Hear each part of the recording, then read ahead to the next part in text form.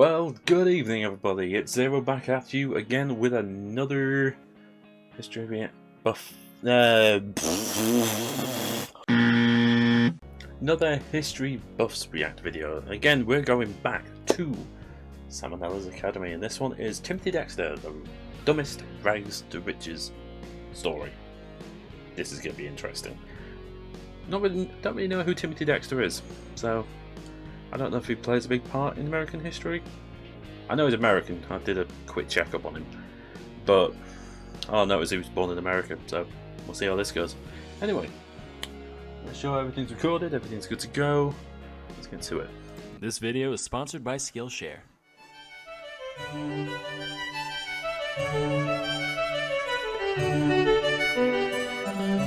Hey kids, now we all know that fate is a fickle thing. Some of us may try to defy its will, but there's enough small businesses with Pizza Hut roofs out there to tell you that such a thing is ultimately futile. As for most of us, we tend to have our fair share of good and bad luck throughout our lives, but every now and then, RN Jesus smiles upon some drooling little loaf child and says, "You, my son, you shall be the one with all the figgy pudding." That child was Timothy Dexter. Dexter was born in Malden, Massachusetts in 1747. He had a humble upbringing, dropping out of school as an 8-year-old to work as a farmhand and a leather worker. But Dexter thought he deserved better, so when he grew up, he married one Elizabeth Frothingham, a rich widow in need of company. Gold digging achieved, he began his quest to become a true aristocrat. As his first step, he thinks, all the rich guys I know are in positions of power. I should run for office. Now, the town of Malden wasn't much keen on appointing a bumbling second-grade dropout, but after rejecting dozens of petitions sent in by Dexter, they eventually gave up and decided to just make some shit up, leading to Dexter becoming the official informer of deer, tasking him with keeping logs on the local deer population. And over statistics of does and bucks alike, Dexter ruled with an iron fist, triumphantly concluding what many had already known,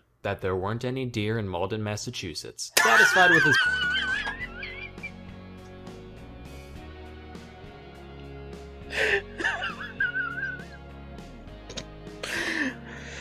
Oh, what a pointless bloody job that is. Oh god. I know they were just trying to get him to shut up and do things. Just, just take the job, just get out of our hair, please.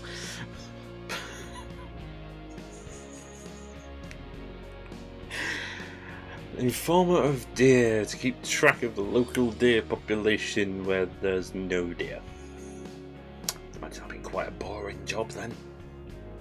His political career, Dexter then set his sights on greater financial ventures. So a little history, in 1775, as part of our growing independence from Britain, the Continental Congress decided to establish their own currency, known as the Continental dollar, real creative there. Then the Revolutionary War started, and it dawned on people that these pieces of paper wouldn't be very useful in a giant pile of wet tea and smoldering patriots, causing their value to do one of those horny eagle death spirals. Then the Congress did, that stupid thing that every high schooler learns is stupid, not invading Russia in winter, but the other one, practically making them worth less than their weight in paper and ink. And when you know it, a good portion of the Continental Army was paid with these, so by the time the war ended, many veterans were left totally destitute. The aristocrats were like, well, these grass-eating Untermensches did kind of give us a country, so whatever, we'll throw them a few cents and take this trash off their hands. Dexter was like, ooh, I'm a wealthman, I'm gonna do that too. And he spent the majority of his savings buying a boatload after boatload of the 1780s equivalent of Blockbuster gift cards. By all accounts, this should have been his ruin. But by some stroke of luck, after the Constitution was ratified, the new government decided that they'd trade Continentals for treasury bonds worth 1% of their face value. Doesn't sound like much, but keep in mind, Dexter bought thousands of crates of bills for fractions of pennies apiece. So as buybacks began across the country, his stockpile appreciated massively in value, and this informer of deer realized that, for the first time, there were a lot of bucks in Malden. But just because he was now a man of the upper...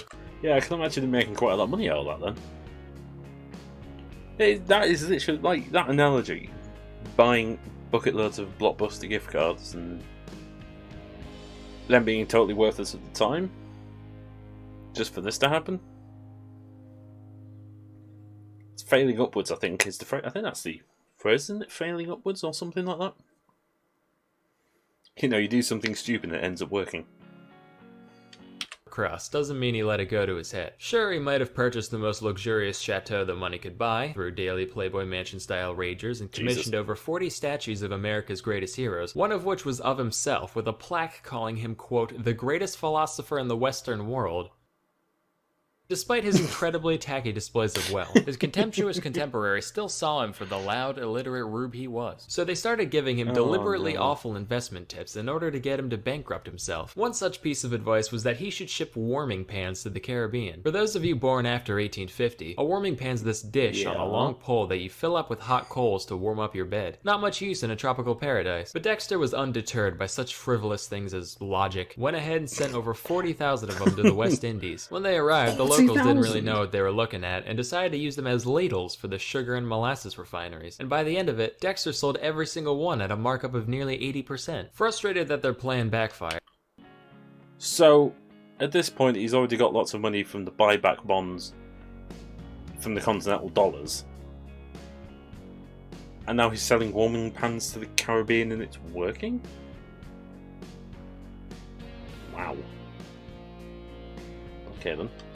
The elites then told him to literally carry coal to Newcastle, which is an old idiom used to describe a pointless task based off the fact that Newcastle was one of the world's biggest producers of coal. The only idioms Dexter knew about all involved different animals shitting in the woods, so he took their word on good faith and went along with it. But by some divine providence, by the time the shipment arrived, the Newcastle coal miners had all gone on strike, and Dexter once again cleared the entire shipment with a hefty profit. He was like, man, I am so smart. By this point, he was pretty confident in his speculation skills, so he started making seemingly far-fetched ventures all by himself. One time he had a bunch of stray cats rounded up for basically free, which sounds like herding cats, but what do I know? And he sent them to the Caribbean, where they were gobbled up en masse. Not like eaten, but purchased to deal with all the rat infestations. In another instance, he bought up just about every whalebone in Boston. And coincidentally, at the same time in France, men started wearing corsets too for some reason. Demand went way up, Dexter's laughing. Now, from an outside perspective, at the end of the day, Dexter was a very shrewd merchant. So at this point in my research, I was like, wait a minute, is he smart? Then I learned about his life outside of business. Dexter considered himself extremely knowledgeable on just about every topic. Keywords, considered himself. For example, he once stumbled upon a guy painting a sign to go along with the newly built statue of Jefferson. And when he saw that the sign called Jefferson, the writer of the Declaration of Independence, Dexter lost his frickin' mind and insisted that Jefferson did not pen the DOI, but rather the Constitution. Spoiler alert, not remotely true. He was in France at the time. An easy mistake to make today, sure, but this was only like 10 years after the fact. That's like someone today saying, Obama didn't kill Bin Laden, dumbass. That was Bill Clinton. Anyway, when the painter refused to change the inscription, Dexter started shooting at him with a long rifle until he complied. Real genteel. Dexter made sure to surround himself with the requisite number of weirdos to maintain this level of delusion. One of which was Jonathan Plummer, a man whom Dexter paid to be his poet laureate, writing only the most laudatory odes in his honor. Mind you, this wasn't just your run-of-the-mill, wise-and-wizened wordsmith. Jonathan sold fish for a living. And porn. He just kind of went along with the whole thing for the pocket change. Besides his entourage, Dexter occasionally spent time with the total geeds known as his family. He had 2 children, whom the New England Historical Society describes as a half-mad drunk and a completely mad drunk, respectively. And he couldn't stand his wife on account of her perceived constant nagging, to the point where he would tell guests he was unmarried and that he just had a ghost in his house. Just like, oh yeah.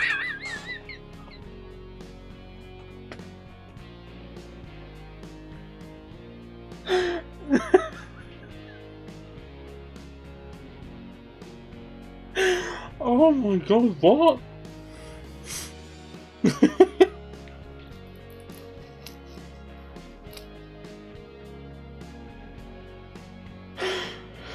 Wait, so you hated his wife that much that he thought he just claimed that his wife was like a ghost.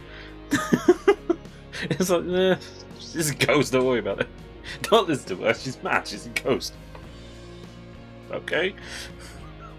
Yeah, that's a sea hag. You know, man can go on some old Indian shipwreck or something. Timmy, please. I'm cold and my hands are rheumatic. Find it in your heart to light the fireplace for me. Yeah, plenty of that in hell, you banshee bitch. One day, in a massive stroke of ego, Dexter decided to fake his own death, complete with a lavish funeral service, just to see who would show up. Lucky for him, about 3,000 people from all walks of life turned up. Though initially staying out of sight, he soon noticed that his wife wasn't crying. So in response, he jumped out and started hitting her upside the head with with a cane in front of everybody. But as his true mortality grew closer, Dexter knew he needed a legacy and decided to pen his memoirs, titled A Pickle for the Knowing Ones, which was basically just 20 pages of unhinged ranting about politics, religion, his wife, and whatever else came to mind. No punctuation, random capitalization, I've the heard most about amazing spelling I've ever seen. Here's some excerpts. George Washington. Attitude, philosopher, tobacco, general. And this is all just from the first few lines. The entire book is written like this. And just like everything else the guy did, the thing sold like fucking hotcakes. Why does anybody even try? The best part is that when he got complaints about the total lack of grammatical anything, in the second edition of the book, he put an extra page at the end full of nothing but punctuation marks, with a little note saying that anyone who felt like whining could just... I would have missed a printer the knowing ones complain of my book. The bust edition had no stamps. I put in enough here and they may pepper and salt it as they please.